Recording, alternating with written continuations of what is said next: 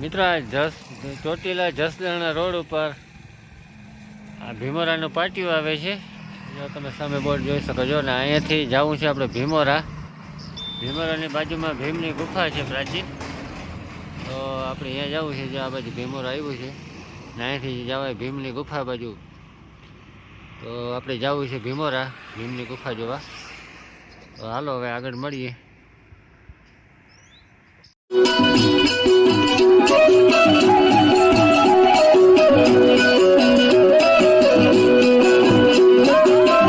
હાલો મિત્રો, તો આવી ગયા ભીમોરા. ને ભીમોરાથી થોડા આગળ ઉત્તર બુનિયાદી વિદ્યાલય છે.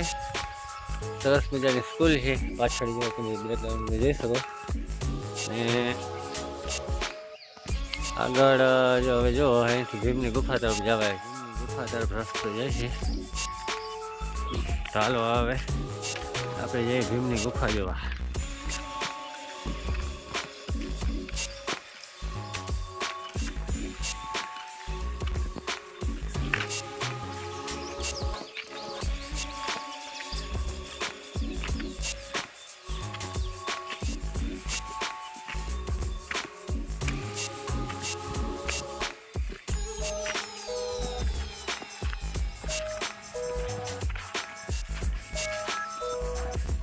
જો વિશાળ શિલા છે ને એમાં છે ગુફા.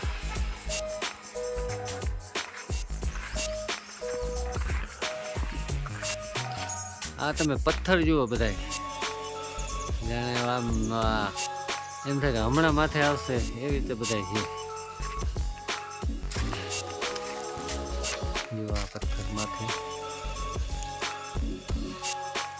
આવી રીતે છે.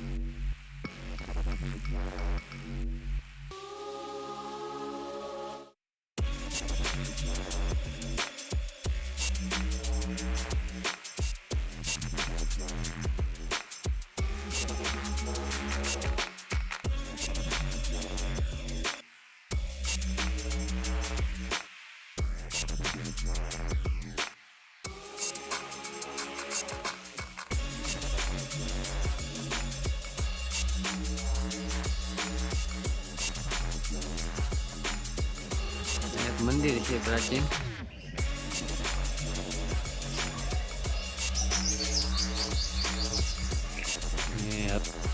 હવે આપણે જોઈએ કુંતા માતાનું રસોડું.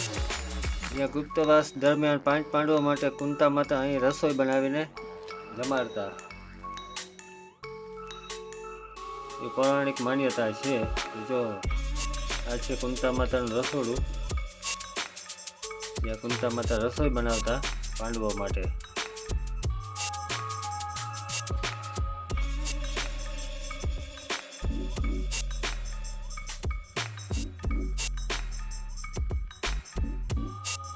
પ્રાચીન શિવ મંદિર છે, જે પાંડવો વખતનું કહેવાય છે.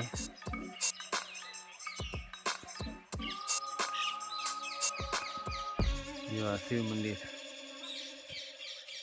ખૂબ પ્રાચીન, અતિ પ્રાચીન લાગે છે.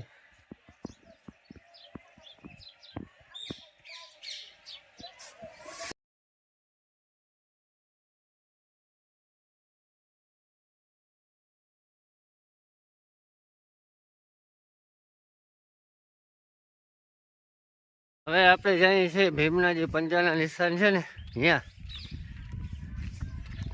તો એક શિલા જ છે એમાં તમને પંજાના નિશાન હોય ને, હાથના પંજાના એવો આભાસ થાય છે.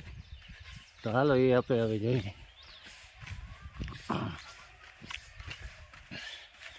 આજે પ્રવાસી ભાઈ પણ એક આવ્યા છે અમારી જેમ. શું જોવા આવ્યા છો? ભીમની ગુફા. ભીમની ગુફા. હાલો જોઈએ. ભીમની ગુફા જોઈ લીધી, હવે પંજાના નિશાન જોવાના છે.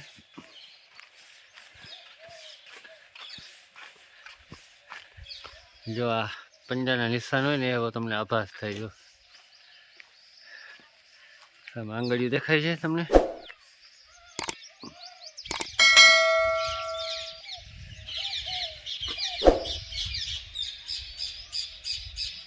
જો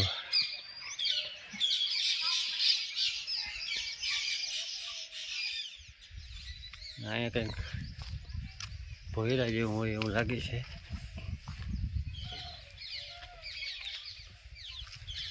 નાનું એવું ભોયરા ટાઈપ જેવું, ભોયરા જેવું છે.